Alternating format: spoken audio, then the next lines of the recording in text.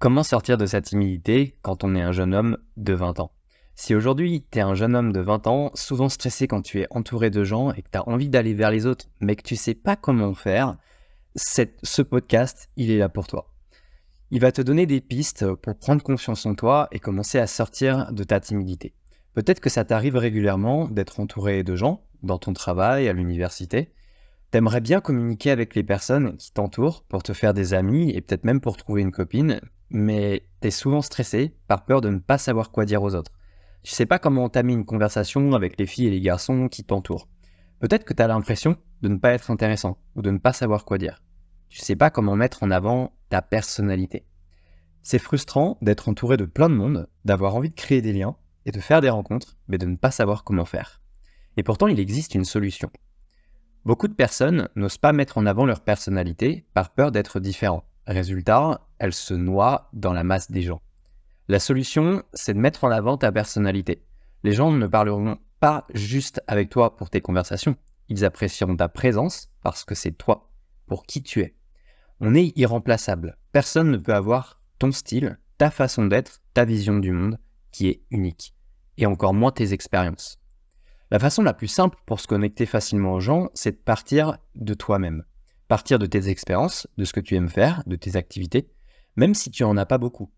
Pour donner envie aux gens de connaître ta personnalité et faire en sorte que tes rencontres et tes conversations matchent avec qui tu es, mais aussi avec ce que tu recherches. Le plus frustrant, c'est de faire des rencontres qui ne nous correspondent pas, dans lesquelles on s'ennuie et qui nous font perdre du temps. C'est demander aux gens ce qu'ils lisent quand tu es quelqu'un qui aime la lecture. Les inviter à te partager les films qu'ils aiment quand tu es cinéphile.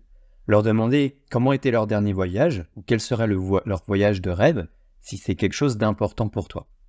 Et la cerise sur le gâteau, les questions que tu te poses, pose-les aux autres. C'est là que ton entourage va pouvoir te nourrir le plus. Surtout si tu te poses des questions que personne ne se pose. Les questions font réfléchir les gens sur eux-mêmes, et les gens adorent réfléchir à propos d'eux.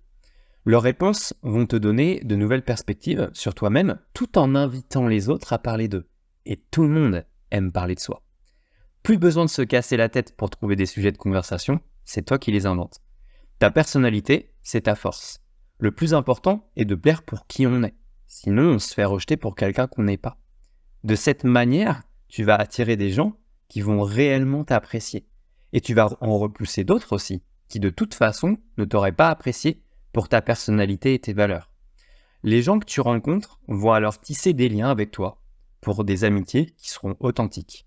Et tu vas pouvoir aussi rencontrer des partenaires qui te correspondent. Alors fais ça. Les questions que tu te poses, qu'elles soient existentielles ou même sur des choses basiques comme une activité qui te plaît, pose-les aux autres. Celle que je me pose actuellement et que j'ai envie de te demander, c'est celle-ci. Qu'est-ce que tu recherches aujourd'hui dans tes interactions avec les autres ?